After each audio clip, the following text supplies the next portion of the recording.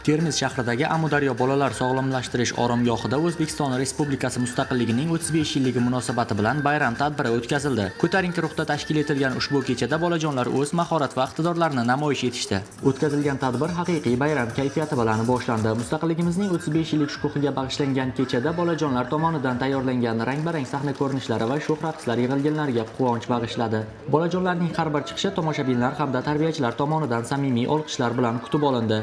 Yosh iqtidor egalari o'zlarining vatanparvarlik ruhidagi kuylari hamda badiiy chiqishlar bilan yig'ilganlar e'tiborini qozondi.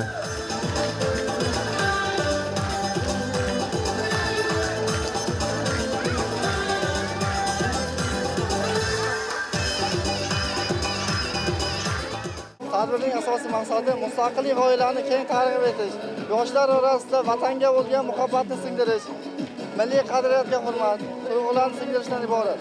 Bunaqangi tadbirlarning o'tkazilishi yurtimiz ravnaqi va xalqimiz farovonligi yo'lida eng ezgu g'oyalarni mustahkamlashda hamohang bo'lib kelmoqda. Musaffo osmon ostida o'tayotgan har bir kun bolajonlar xotirasida o'chmas iz qoldirmoqda. Oromgohda tashkil etilayotgan bunday loyihalar yoshlarning nafaqat ta'tilni mazmunli o'tkazishiga, balki ularning iqtidorini yuzaga chiqarishga ham xizmat qilyapti.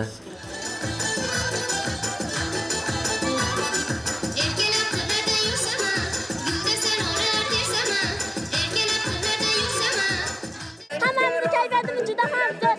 Hammaga mustaqillikda 35 yilligi bilan muborakbod etaman. Tadbir yakunida yozgi mavsum davomida faollik ko'rsatgan hamda bayram dasturida ajralib turgan o'quvchilar va tarbiyachilarga faxriy diplom hamda esdalik sovg'alari topshirildi.